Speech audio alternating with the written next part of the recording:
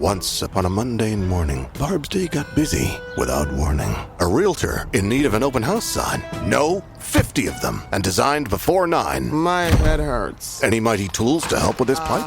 Aha! Barb made her move. She opened Canva and got in the groove. Bulk creating Canva sheets. Create 50 signs fit for suburban streets. Done in a click, all complete. Sweet! Now, imagine what your dreams can become when you put imagination to work at canva.com. Bienvenidos, apreciados oyentes, a otro emocionante episodio de Historias Sagradas. Hoy les invito a acompañarme en un viaje al corazón del Antiguo Testamento, donde descubriremos una historia de fe inquebrantable, de hospitalidad genuina y de milagros que desafían toda comprensión humana. Prepárense para sumergirse en el inspirador relato de la Sunamita, una mujer cuya vida se entrelaza con la del profeta Eliseo, en un testimonio poderoso del amor y la fidelidad de Dios. Comencemos. En tiempos antiguos, en la tierra de Israel, había un pequeño y tranquilo pueblo llamado Sunem. Este encantador lugar se encontraba en la región de la tribu de Isaacar, al pie de las colinas de Galilea, cerca del valle de Jezreel.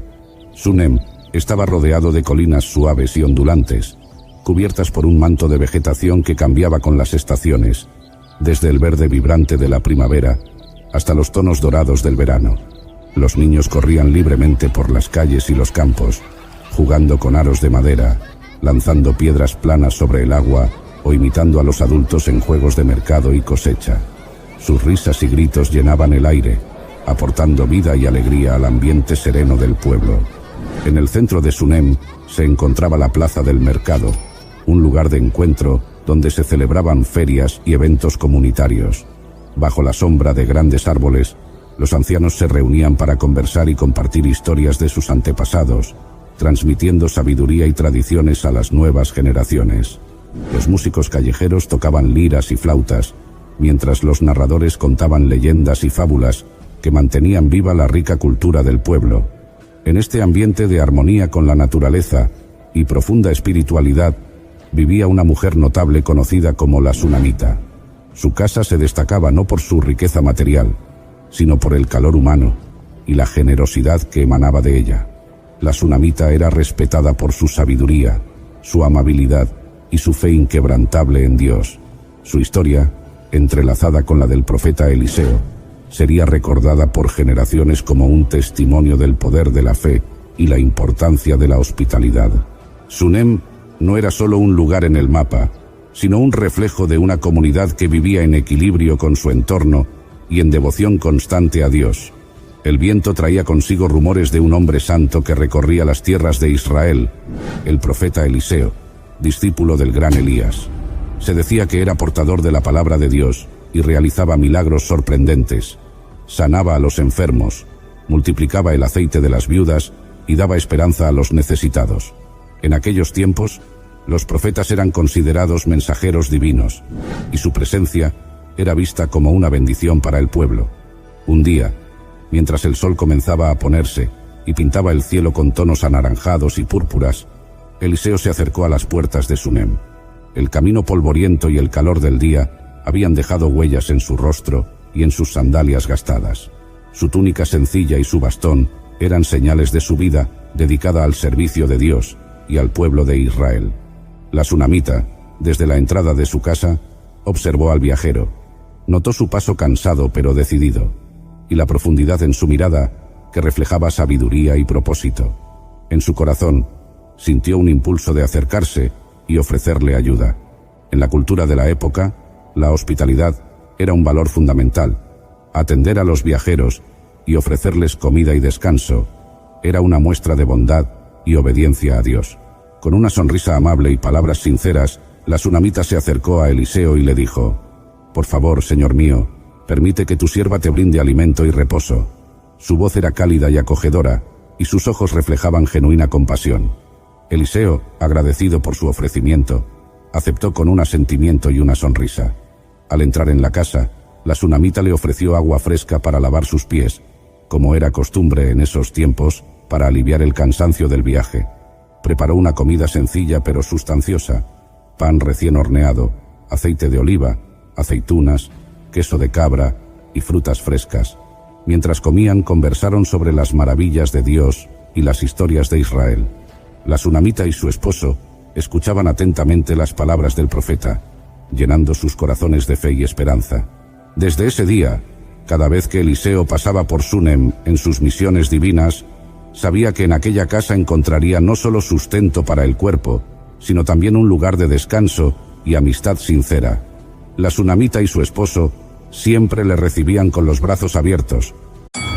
Halliday presents, in the red corner, the undisputed, undefeated Weed Whacker Guy, champion of hurling grass and pollen everywhere. And in the blue corner, the challenger, extra strength Halliday. Eye drops that work all day to prevent the release of histamines that cause itchy allergy eyes. And the winner by knockout is Halliday. Halliday, bring it on. Ofreciéndole lo mejor que tenían. Con el tiempo, la relación entre Eliseo y la familia sunamita se fortaleció. La sunamita reconocía en él a un hombre de Dios y sentía que su hogar era bendecido por su presencia. Un día, le dijo a su esposo: «Estoy segura de que este hombre que siempre nos visita es un santo hombre de Dios. ¿Por qué no le construimos una pequeña habitación en la azotea? Le pondremos una cama, una mesa, una silla y una lámpara, para que pueda quedarse con nosotros cuando pase por aquí». En aquellos tiempos, las casas solían tener techos planos, y era común utilizar la azotea para diversas actividades. Construir una habitación adicional en la azotea era una forma práctica de ofrecer alojamiento a los huéspedes. Su esposo, compartiendo su deseo de servir y honrar a Dios, estuvo de acuerdo. Juntos, prepararon el cuarto, cuidando cada detalle para que Eliseo se sintiera cómodo y bienvenido. Cuando Eliseo regresó y vio la habitación preparada especialmente para él, se sintió profundamente conmovido por la generosidad y el cariño de la sunamita y su esposo. Les agradeció sinceramente y oró a Dios pidiendo bendiciones para ellos. Desde entonces, cada vez que visitaba Sunem, tenía un lugar donde descansar y un hogar donde era tratado como familia. La hospitalidad de la sunamita no era solo un acto de cortesía, sino una expresión de su fe y su deseo de honrar a Dios al servir a su siervo. En una cultura donde los profetas eran respetados y considerados intermediarios entre Dios y el pueblo, su gesto tenía un significado profundo y espiritual. Eliseo, reconociendo la bondad y el corazón generoso de la sunamita, quiso hacer algo por ella en agradecimiento. Un día, mientras descansaba en su nueva habitación, llamó a su sirviente Giezi y le dijo: «Llama a esta sunamita». Cuando ella vino, Eliseo le dijo: «Has sido muy atenta con nosotros y te has preocupado por nuestro bienestar. ¿Qué podemos hacer por ti? ¿Necesitas que hablemos al rey o al comandante del ejército en tu favor?» La sunamita, mostrando humildad y satisfacción con lo que tenía, respondió: «Estoy contenta viviendo entre mi propia gente». No buscaba reconocimiento ni favores especiales. Su generosidad era desinteresada y nacía de un corazón sincero. Sin embargo, Eliseo quería bendecirla de alguna manera. Giezi le comentó: «En realidad, ella no tiene hijos y su esposo es anciano». En aquel tiempo, no tener hijos era una fuente de tristeza y preocupación para muchas mujeres, ya que los hijos eran considerados una bendición de Dios y aseguraban la continuidad de la familia. Comprendiendo el deseo profundo de su corazón, Eliseo llamó nuevamente a la sunamita y le dijo: «El próximo año, por esta misma fecha, tendrás un hijo en tus brazos». Ella, sorprendida y quizás temerosa de creer en algo tan anhelado, respondió: «No, mi señor, hombre de Dios, no me des falsas esperanzas». Pero las palabras de Eliseo eran una promesa divina. Y tal cual como el profeta había dicho, al año siguiente, la sunamita dio a luz un hijo. La alegría inundó su hogar. Las risas del bebé llenaban cada rincón de la casa y el corazón de la sunamita rebosaba de gratitud. Esta bendición fue el resultado no solo de su hospitalidad, sino también de su fe y su disposición para servir. El niño creció sano y feliz, llenando el hogar de la sunamita y su esposo con alegría y risas. Era un niño vivaz y curioso, con ojos brillantes que reflejaban la inocencia y la energía de la juventud. Su llegada había sido un milagro, una bendición que colmaba el corazón de sus padres de gratitud y esperanza para el futuro. Un día, cuando el sol brillaba intensamente en el cielo despejado y el calor abrazaba los campos, el niño salió al campo con su padre. Era la época de la cosecha, y los segadores trabajaban afanosamente, cortando el trigo maduro que ondulaba con la brisa. El niño corría entre los trabajadores, observando con fascinación cómo las hoces brillaban bajo el sol, y cómo los haces de trigo se apilaban en montones dorados. Su padre lo miraba con orgullo, contento de tener a su hijo a su lado, compartiendo esos momentos que fortalecían los lazos familiares. Sin embargo, mientras el sol ascendía en el cielo y el calor se volvía más intenso, el niño comenzó a sentirse mal.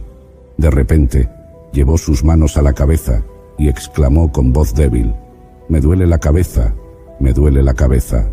Su rostro, ahora, se había puesto pálido y sus ojos mostraban señales de dolor. Alarmado, su padre dejó de lado sus tareas y se acercó rápidamente. Al ver que el niño no podía mantenerse en pie, llamó a uno de los jóvenes sirvientes y le dijo: «Lleva al niño con su madre». En esa cultura, era común que las madres cuidaran de los hijos cuando estaban enfermos o necesitaban atención especial. El sirviente tomó al niño en brazos y lo llevó con cuidado a través de los campos y las calles del pueblo hasta llegar a la casa. La tsunamita, al ver a su hijo en ese estado, sintió una profunda preocupación. Sin perder tiempo, lo tomó en sus brazos y lo llevó al interior de la casa. Lo sentó en su regazo, en un lugar fresco y sombreado, intentando aliviar su malestar. Le humedeció la frente con paños frescos, le susurró palabras de consuelo y acarició su cabello con ternura. El niño apoyaba su cabeza en el pecho de su madre, buscando refugio en su calidez y amor. Las horas pasaban lentamente, y aunque la tsunamita hacía todo lo posible por aliviar el dolor de su hijo, su condición no mejoraba. El calor del día era agobiante, y parecía que cada minuto que transcurría, el niño se debilitaba más. La angustia llenaba el corazón de la madre, pero mantenía la esperanza de que su hijo mejorara. Sin embargo, cuando el reloj marcaba el mediodía, el momento en que el sol estaba en su punto más alto, el niño exhaló su último aliento y quedó inmóvil en los brazos de su madre. Un silencio profundo cayó sobre la habitación. La tsunamita miró el rostro sereno de su hijo y comprendió que había partido. El dolor que sintió en ese instante fue indescriptible. Era como si su corazón se hubiera quebrado en 1000 pedazos. Las risas y alegrías que llenaban su hogar se habían desvanecido en un suspiro. Sin embargo, en lugar de rendirse al llanto y la desesperación, la tsunamita tomó una decisión que reflejaba su fe y determinación.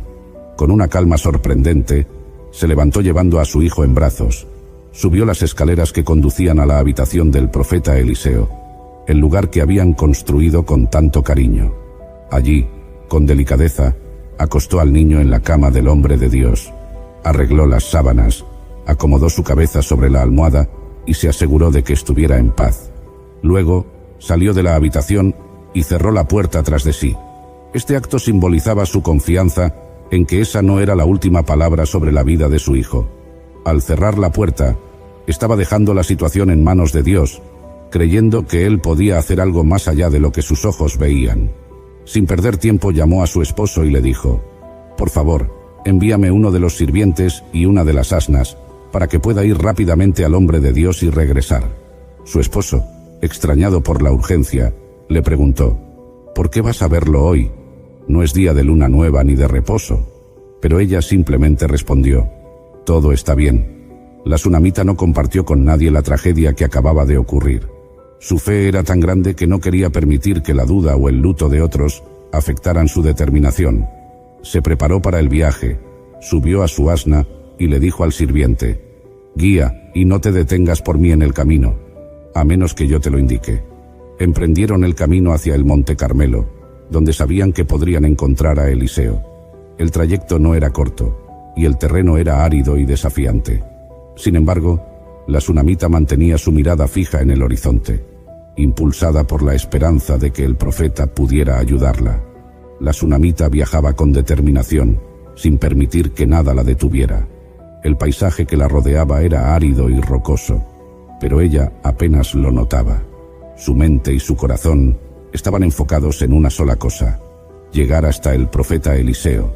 El sirviente que la acompañaba guiaba el asna con rapidez, consciente de la urgencia que mostraba su señora. Después de varias horas de viaje bajo el sol abrasador, finalmente divisaron el monte Carmelo en el horizonte. Este monte era conocido como un lugar sagrado, donde muchos profetas habían buscado la presencia de Dios.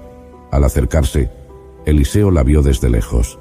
Reconoció su silueta y se preguntó qué podría haberla traído hasta allí en un día como ese. Eliseo dijo a su sirviente Giezi: «Mira, ahí viene la sunamita. Corre a su encuentro y pregúntale si todo está bien con ella, con su esposo y con su hijo».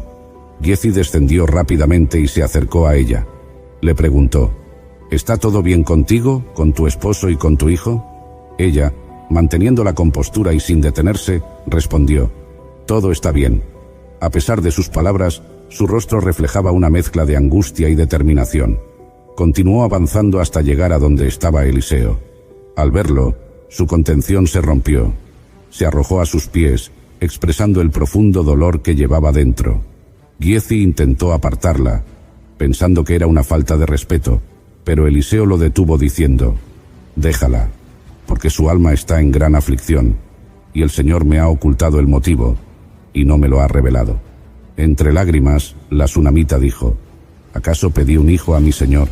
¿No te dije que no me dieras falsas esperanzas?». Con esas palabras, Eliseo comprendió que algo terrible había sucedido con el niño. Sintiendo la urgencia de la situación, tomó acción de inmediato. Eliseo dijo a Giezi: «Ciñe tu ropa, toma mi bastón en tu mano y ve. Si alguien te encuentra, no lo saludes, y si alguien te saluda, no le respondas. Pon mi bastón sobre el rostro del niño». Giezi, obediente, tomó el bastón y se apresuró en el camino de regreso a Sunem. Sin embargo, la sunamita no se conformó con que solo el sirviente fuera. Mirando a Eliseo a los ojos, declaró con firmeza: «Vive el Señor y vive tu alma, que no te dejaré». Su fe no estaba puesta en el bastón ni en el sirviente, sino en el hombre de Dios mismo. Reconocía que necesitaba la presencia y la intervención directa de Eliseo. El profeta, viendo la profundidad de su fe y su determinación, se levantó y comenzó el viaje de regreso con ella. Mientras tanto, Giezi llegó a la casa y siguió las instrucciones al pie de la letra. Colocó el bastón sobre el rostro del niño, pero no hubo señal de vida. No se escuchó ni una respiración, ni un latido de su corazón. Giezi salió al encuentro de Eliseo y le informó: «El niño no ha despertado». Cuando Eliseo llegó a la casa, encontró al niño muerto, acostado en su cama. Entró en la habitación y cerró la puerta, quedando a solas con el niño. La habitación estaba en silencio. Solo se escuchaba el latido del corazón del profeta y su respiración pausada. Eliseo sabía que necesitaba la intervención divina. Se arrodilló junto a la cama y oró al Señor con fervor.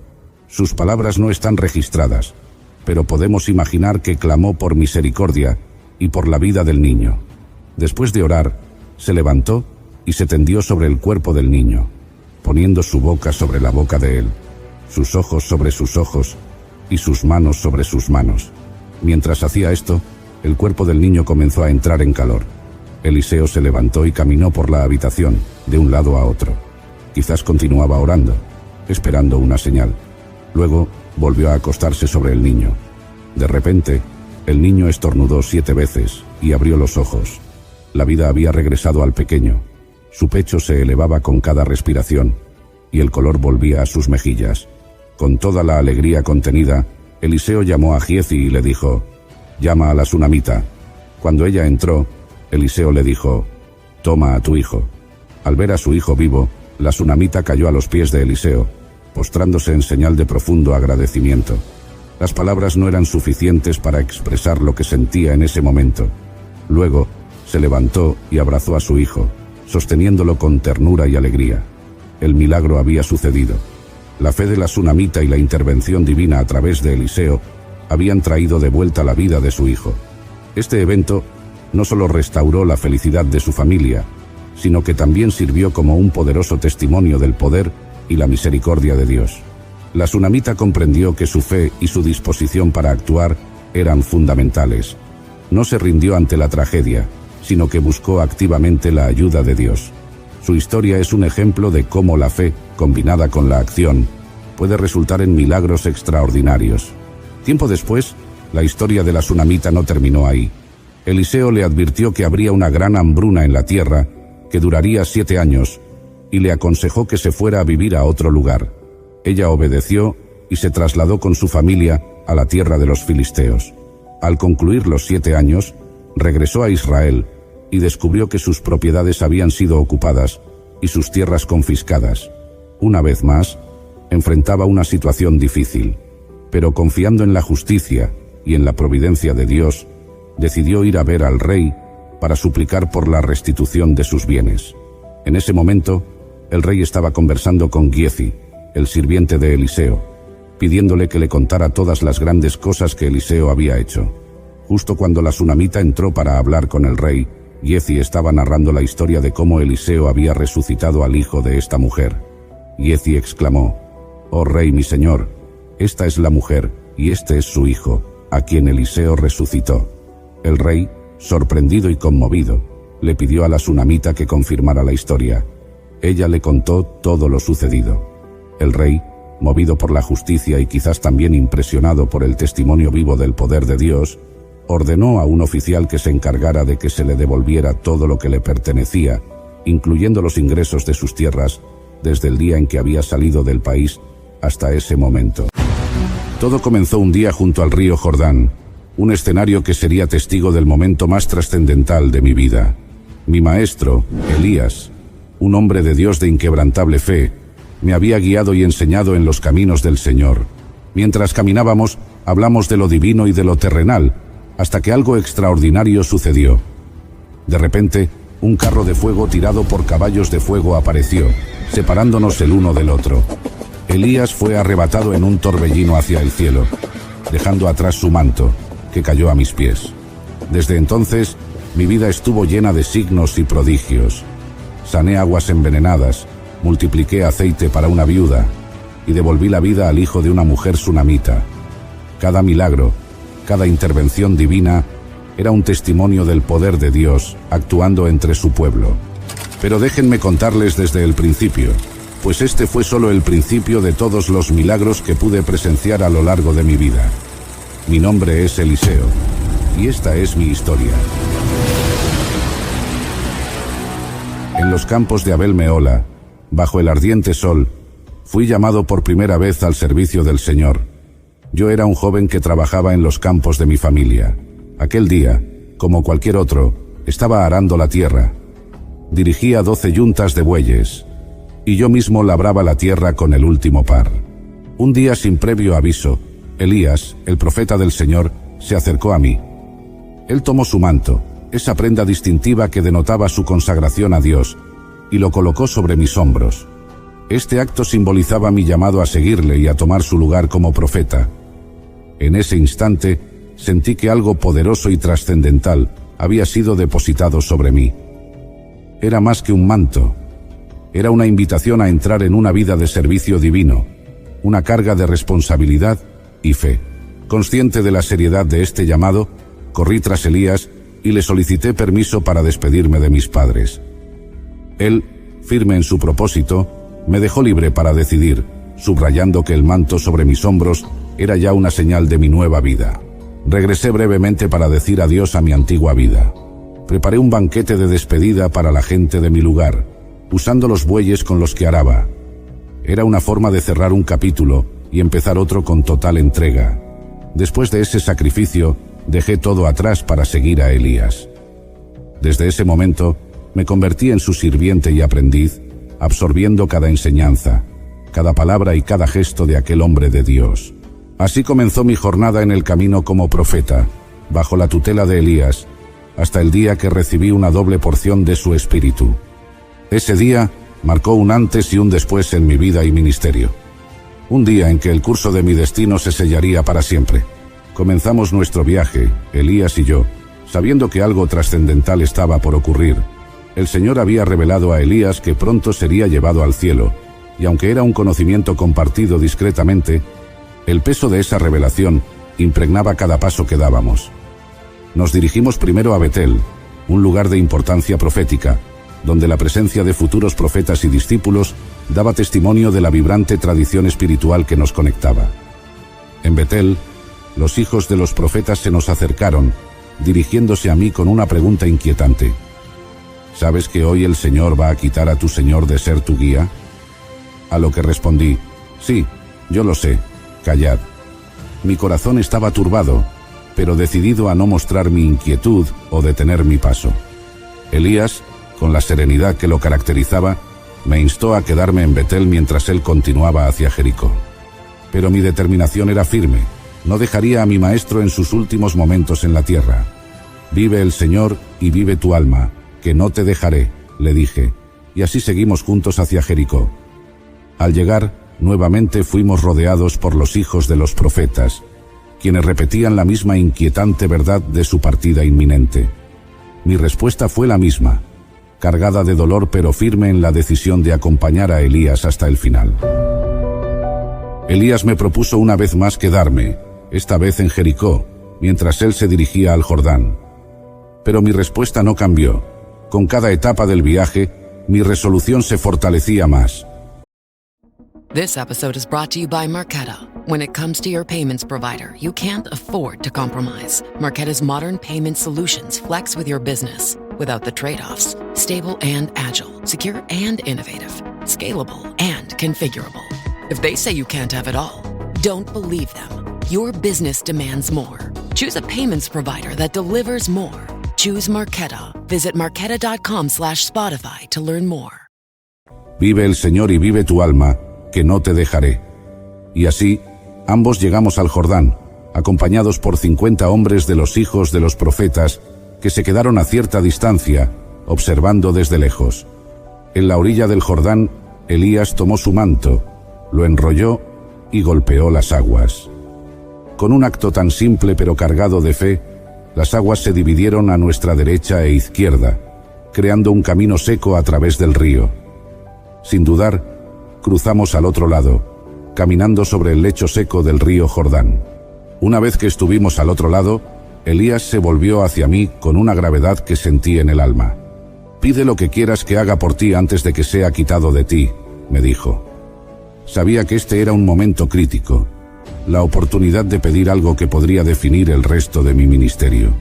Con la más profunda reverencia y un corazón lleno de deseo de servir a Dios como mi maestro lo había hecho, pedí: «Te ruego que una doble porción de tu espíritu sea sobre mí». Era un pedido audaz, buscando no solo seguir sus pasos, sino también expandir el alcance de su ministerio.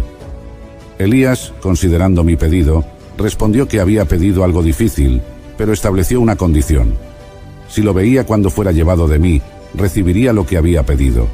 Si no, no sería así. Mientras aún hablábamos, un carro de fuego y caballos de fuego nos separaron uno del otro, y Elías ascendió al cielo en un torbellino.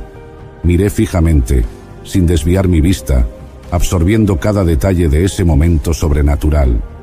Tras la partida de Elías, recogí el manto que había caído de él, símbolo de la transferencia de su autoridad y unción. Regresé al Jordán y con el manto en mano, golpeé las aguas mientras clamaba: «¿Dónde está el Dios de Elías?». Al igual que antes, las aguas se dividieron y crucé de regreso. Los hijos de los profetas, que observaban desde lejos, vieron el milagro y reconocieron que el espíritu de Elías reposaba ahora sobre mí. Se postraron en tierra ante mí y aceptaron mi liderazgo. Sin embargo, aún con dudas, pidieron permiso para buscar a Elías, pensando que quizás el espíritu del Señor lo había dejado caer en algún monte o valle cercano. Les di permiso, sabiendo que necesitaban ver por sí mismos que Elías no volvería. Después de 3 días de búsqueda infructuosa, regresaron a mí. Les reprendí suavemente por no haber atendido mi palabra inicialmente, consolidando aún más mi posición como su líder espiritual. Este fue el comienzo de mi ministerio en plenitud, marcado por signos y maravillas, estableciéndome como el sucesor legítimo de Elías en el poder y la presencia de Dios. Cuando regresé a Jericó, una ciudad conocida por su belleza pero afligida por un grave problema. Su fuente de agua estaba corrompida, lo que hacía que el agua fuera impotable y causaba que la tierra fuera estéril. Los habitantes de la ciudad se acercaron a mí con sus preocupaciones diciéndome: «He aquí, la situación de esta ciudad es buena, como mi señor ve, pero el agua es mala y la tierra es estéril. Consciente del sufrimiento que esto causaba, sabía que mi respuesta a esta situación sería una prueba temprana de mi capacidad para llenar los zapatos de mi predecesor. Pedí un jarro nuevo y puse sal en él. Con el jarro en mano me dirigí a la fuente de las aguas. Allí vertí la sal y proclamé: «Así ha dicho el Señor, he sanado estas aguas, no habrá más en ellas muerte ni esterilidad». Fue un acto simbólico, pues la sal por sí sola no tiene el poder de purificar una fuente entera de agua, pero era un acto de fe en el poder de Dios. El milagro se manifestó. Las aguas fueron sanadas conforme a la palabra del Señor que había pronunciado. Desde ese día hasta ahora, las aguas se volvieron saludables, y la tierra que una vez fue estéril, comenzó a florecer nuevamente. Mientras subía por el camino, un grupo de jóvenes del pueblo comenzó a burlarse de mí y a desafiarme. Salieron de la ciudad y empezaron a gritarme: «Sube, calvo, sube, calvo». Aunque puede parecer un simple insulto, este acto de desprecio no solo era hacia mi persona, sino también hacia el oficio profético que representaba, y en un sentido más amplio, hacia el Señor mismo. Ante esta provocación y desprecio, me detuve y mirando atrás, los reprendí en el nombre del Señor. Acto seguido, del bosque cercano salieron 2 osas, las cuales atacaron a algunos de los jóvenes del grupo. Este suceso demostró de manera dramática la seriedad con que Dios defiende a sus ungidos y la gravedad del respeto hacia sus siervos. En cierta ocasión, me encontré con el angustioso clamor de una viuda, cuya vida había sido envuelta en desesperación tras la muerte de su esposo, un hombre que había sido uno de los hijos de los profetas. Con su fallecimiento, no solo perdió a su compañero, sino que se enfrentó a una abrumadora deuda. Cuando vino a mí, su voz estaba cargada de temor y urgencia. «Tu siervo mi marido ha muerto, y tú sabes que tu siervo era temeroso de Jehová. Y ha venido el acreedor para llevarse a mis 2 hijos para que le sirvan». Y su situación no solo era una crisis financiera, sino que también amenazaba con desgarrar lo que quedaba de su familia. Pregunté qué tenía en su casa, a lo que ella respondió que no poseía nada excepto una pequeña cantidad de aceite. Viendo esto como una oportunidad para que Dios mostrara su provisión, le dije que pidiera prestadas tantas vasijas vacías como pudiera a sus vecinos. Le instruí que no pidiera unas pocas, sino muchas. Una vez que tuviera las vasijas, debería cerrar la puerta detrás de ella y de sus hijos, verter el aceite en todas las vasijas y poner a un lado las que estuvieran llenas. Siguiendo mis instrucciones, ella hizo exactamente eso. En la privacidad de su hogar, comenzó a verter el aceite, y a medida que lo hacía, el pequeño frasco que tenía continuaba fluyendo hasta que todas las vasijas estuvieron llenas. Fue un milagro de multiplicación que solo pudo haber sido orquestado por el poder de Dios. Una vez que todas las vasijas estaban llenas, ella volvió a mí para preguntar qué debía hacer a continuación. Le instruí que vendiera el aceite y pagara su deuda, y que con el dinero que sobrara, ella y sus hijos vivieran de ello. De esta manera, no solo se aseguró la liberación de su deuda inmediata, sino que también se proveyó para su sustento futuro. En cierta ocasión, mientras viajaba regularmente por Sunem, una región donde una mujer distinguida me ofreció hospitalidad. Reconociendo que yo era un hombre de Dios, ella y su esposo tomaron la generosa decisión de preparar una pequeña habitación en la azotea de su casa para mí. Esta habitación estaba amueblada con las necesidades básicas: una cama, una mesa, una silla y una lámpara, para que pudiera descansar y meditar durante mis visitas. Agradecido por su bondad y movido por su generosidad, quise recompensarla de alguna manera. Mi sirviente Giezi observó que, aunque la mujer estaba casada, no tenía hijos y su esposo ya era mayor. Viendo una oportunidad para bendecirla, la llamé y le profeticé que al siguiente año, por ese mismo tiempo, abrazaría a un hijo. Al principio, ella no podía creerlo, temiendo que sus esperanzas fueran levantadas en vano. Sin embargo, tal como lo había dicho, la mujer de Sunem concibió y dio a luz un hijo al año siguiente. El niño creció, y un día, mientras estaba en el campo con su padre, comenzó a quejarse de un dolor de cabeza severo. Lo llevaron a casa, pero a mediodía murió en el regazo de su madre. En lugar de resignarse a su suerte, la mujer de Sunem tomó una decisión audaz y llena de fe. Colocó el cuerpo de su hijo en mi cama, cerró la puerta y salió apresuradamente para encontrarme. Cuando la encontré, se aferró a mis pies desbordada por el dolor pero aún confiando en la posibilidad de un milagro. A pesar de la confusión de mi sirviente, que trató de apartarla, reconocí la profundidad de su necesidad y la gravedad de la situación. Le pedí a Jessie que fuera adelante con mi báculo para colocarlo sobre el niño, pero la madre insistió en que yo mismo fuera. Sabiendo que se necesitaba una intervención más directa, me apresuré a su casa. Allí encontré al niño muerto, acostado en mi propia cama. Entré solo, cerré la puerta y oré al Señor. Luego me acosté sobre el niño, boca a boca, ojos a ojos, manos a manos. Mientras me estiraba sobre él, el cuerpo del niño se calentó. Me levanté, caminé de un lado a otro en la habitación y luego me estiré sobre él nuevamente. Esta vez, el niño estornudó 7 veces y abrió los ojos. Llamé a la madre de Sunem, y con lágrimas de alegría y asombro, ella entró y se llevó a su hijo vivo en sus brazos. Este milagro no solo revivió al niño, sino que reafirmó mi rol como un instrumento de la gracia y el poder divino, mostrando que la vida y la muerte están en manos de Dios. La historia de Naamán es otro acontecimiento en mi carrera como profeta. Naamán era el comandante del ejército del rey de Siria, un hombre valiente y altamente respetado, pero leproso. Su vida tomó un giro inesperado gracias a una joven cautiva israelita que servía a su esposa. This episode is brought to you by LinkedIn. Psst, healthcare pros, word's out, and it's too good to keep quiet. Look, LinkedIn is revolutionizing job hunting, making it possible to search by specialty, shift preference, and salary. Endless scrolling is out. Whether it's a mental health therapist or dental hygienist, finding the perfect role is faster and easier than ever. Head to linkedin.com/healthcare and start your search today. This podcast is brought to you by Carvana. Carvana lets you buy your next car on your terms. Explore a massive inventory online, filter for what matters, and find your perfect match. Then choose delivery to your home or pick it up at one of Carvana's iconic car vending machines. Every car also comes with a 7-day money-back guarantee, so you can make sure it's the right fit. Buy your car on Carvana. Delivery or pickup fees may apply. Limitations and exclusions may apply. See our 7-day return policy at Carvana.com. Carvana.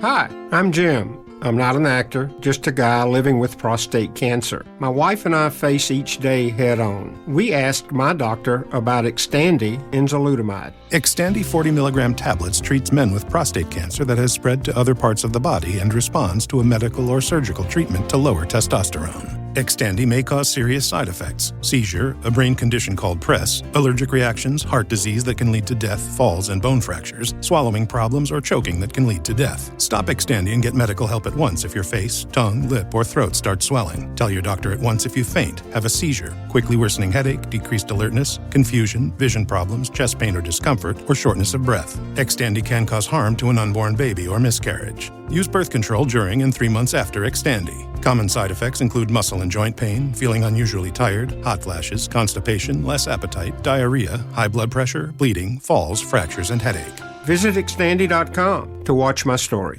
Ella le dijo a su señora que en Israel había un profeta que podría curar a Naamán de su lepra. Siguiendo su consejo, Naamán fue enviado por su rey a Israel con cartas para el rey de Israel, llevando consigo regalos de plata, oro y vestiduras finas como pago por su curación.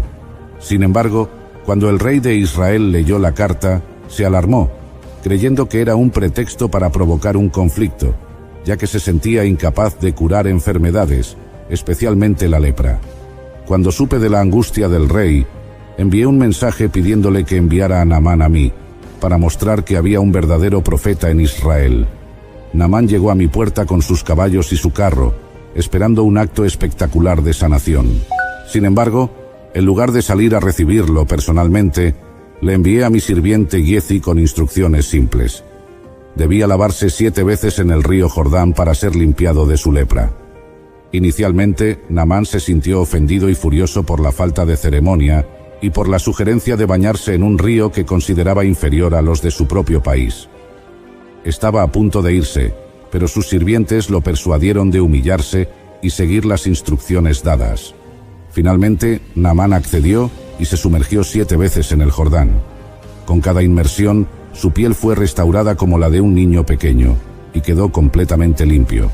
Sorprendido y agradecido, Naamán regresó a mí para expresar su gratitud, proclamando que ahora sabía que no había otro Dios en toda la tierra, excepto en Israel. Ofreció regalos que rehusé aceptar para enseñar que la gracia de Dios no puede ser comprada ni vendida. Naamán solicitó entonces llevar tierra de Israel para hacer sacrificios solo al verdadero Dios y pidió ser perdonado por su participación en el culto idólatra, lo cual consentí, bendiciéndolo mientras regresaba a su tierra. Este milagro no solo cambió la vida de Naamán, sino que también mostró el poder de Dios a través de la fe y la obediencia simples, y cómo Él trabaja a través de sus profetas, extendiendo su misericordia y sanación más allá de las fronteras de Israel. Después de que Naamán partiera, sanado y transformado en su corazón hacia la fe en el Dios de Israel, un incidente lamentable sucedió que empañó la alegría de aquel milagro. Giezi, mi sirviente, vio en la partida de Naamán y en los regalos rechazados una oportunidad perdida para enriquecerse. Movido por la codicia, decidió actuar en contra de mi voluntad y de los principios que había enseñado. Giezi corrió tras Naamán, y cuando lo alcanzó, le mintió diciendo que yo había enviado a buscarlo. Inventó una historia sobre la llegada de 2 jóvenes profetas, a quienes, supuestamente, quería darles un talento de plata y 2 cambios de ropa, artículos que Naamán había ofrecido previamente como regalo. Naamán, aún rebosante de gratitud y sin sospechar el engaño, accedió de buen grado, incluso insistiendo en dar el doble de lo solicitado. Cuando Giezi regresó con los regalos obtenidos mediante el engaño, me enfrenté a él. Conocía cada detalle de su acción y le pregunté: ¿no estaba allí mi espíritu cuando el hombre bajó de su carro para encontrarte? Le hice ver que no era el tiempo de recibir dinero, ni de obtener vestidos, olivares, viñedos, ovejas, bueyes, siervos o siervas. La gravedad de su falta se reveló en la severa consecuencia que le impuse. La lepra de Naamán se adheriría a él y a su descendencia para siempre. Así, la enfermedad que Naamán había dejado atrás se convirtió en la carga de Giezi por su avaricia y desobediencia. Este triste episodio sirvió como una poderosa lección sobre la integridad y las consecuencias del pecado. A pesar de la maravillosa demostración de la misericordia de Dios a través del milagro realizado en Naamán, la historia de Giezi recordó a todos la importancia de la honestidad y la obediencia a los mandatos de Dios. En otra ocasión, los hijos de los profetas, aquellos estudiantes y futuros profetas bajo mi tutela, vivían en condiciones bastante apretadas y me vinieron a ver, sugiriendo que nos mudáramos a un lugar más espacioso junto al río Jordán. Allí podrían trabajar, construir y vivir con más comodidad. Propusieron cortar la madera necesaria por sí mismos si les concedía el permiso para ir, y yo accedía a acompañarlos, deseando supervisar y asistir en su empresa. Mientras cortaban los árboles cerca del río, sucedió un incidente inesperado y preocupante. El hierro del hacha de uno de los jóvenes se soltó del mango mientras trabajaba y cayó al agua. El joven, angustiado, se acercó a mí explicando que el hacha era prestada y no tenía medios para reponerlo. La pérdida, aunque pequeña en comparación con otros milagros más dramáticos que Dios había realizado, representaba un problema significativo y una carga financiera para él. Ante su preocupación, no me quedé indiferente. Pregunté exactamente dónde había caído el hierro y él me mostró el lugar. Corté una rama y la arrojé en el punto exacto donde el hierro había desaparecido en el agua. De manera milagrosa, el hierro del hacha flotó a la superficie del agua. Este acto asombró a los presentes, pues todos sabían que tal cosa era contraria a la naturaleza del hierro. Luego le indiqué al joven que extendiera su mano y tomara el hierro del agua. Con esto, el problema fue resuelto de manera sobrenatural, y el joven pudo continuar su trabajo sin la preocupación de la deuda que la pérdida del hacha hubiera ocasionado. Durante un tiempo en que los arameos frecuentemente hacían incursiones en Israel, el rey de Aram estaba frustrado porque parecía que sus planes siempre eran conocidos por el ejército israelita. Sospechando de una traición entre sus propias filas, el rey arameo se enfrentó a sus oficiales. Sin embargo, uno de ellos le explicó que era yo, Eliseo, quien revelaba incluso las palabras que él hablaba en su alcoba. Decidido a capturarme, el rey arameo envió un gran ejército por la noche para rodear la ciudad de Dotán, donde me encontraba. Al amanecer, mi sirviente vio las fuerzas enemigas y, temeroso, me preguntó qué haríamos. Yo lo tranquilicé diciéndole: «No temas, porque más son los que están con nosotros que los que están con ellos». Luego oré para que Dios abriera sus ojos, y él vio que el monte estaba lleno de caballos y carros de fuego alrededor de nosotros, un ejército celestial protegiéndonos. Acto seguido, oré para que Dios cegara a los soldados arameos, y milagrosamente quedaron desorientados y sin visión. Guié entonces al ejército ciego hasta Samaria, la capital de Israel, donde estaban protegidos por las murallas y el ejército israelita. Cuando llegaron, oré para que se les devolviera la vista. Al recuperarla, los arameos se encontraron en medio de la ciudad, completamente a merced del rey de Israel. El rey de Israel, viendo la oportunidad, me preguntó si debería matarlos. Sin embargo, aconsejé misericordia en lugar de venganza. Le sugerí que mejor les preparara un gran banquete y luego los enviara de regreso a su señor. Así lo hizo el rey, y después de que los arameos comieron y bebieron, los liberó y los envió de vuelta a su tierra. Este acto de generosidad resultó en una tregua temporal, ya que las bandas de arameos dejaron de invadir el territorio de Israel por un tiempo. Este evento no solo demuestra el poder divino para proteger y guiar, sino también la importancia de la misericordia y el perdón incluso hacia aquellos que nos consideran enemigos. Al tratar con gracia a los arameos capturados, se estableció una paz momentánea y se mostró un ejemplo elevado de cómo enfrentar los conflictos. Así termina una de las tantas historias de mi vida, llenas de milagros, enseñanzas y la misericordia de Dios que se manifiesta incluso en los momentos más inesperados. Pero incluso más allá de mi muerte, el poder divino que me fue conferido siguió manifestándose de manera extraordinaria. Un detalle asombroso y final de mi historia es que, después de mi fallecimiento, un milagro más fue atribuido a mi nombre. Durante un entierro apresurado, debido a una incursión inminente, el cuerpo de un hombre muerto fue arrojado en mi tumba. Al contacto con mis huesos, este hombre revivió y se levantó, un acto que testimonia la permanencia de la gracia divina, incluso después de que nuestra presencia física haya desaparecido. Si estas narraciones de fe, poder y redención te han inspirado, te invito a suscribirte al canal Historias Sagradas. Aquí continuaremos explorando juntos las ricas y profundas historias que nos ofrece la Biblia. No olvides compartir este video, darle me gusta y comentar con tus reflexiones o cualquier historia bíblica que te gustaría que exploráramos juntos. Tu participación ayuda a difundir estas palabras de esperanza y enseñanza. Suscríbete, comparte y acompáñanos en este viaje por las historias sagradas.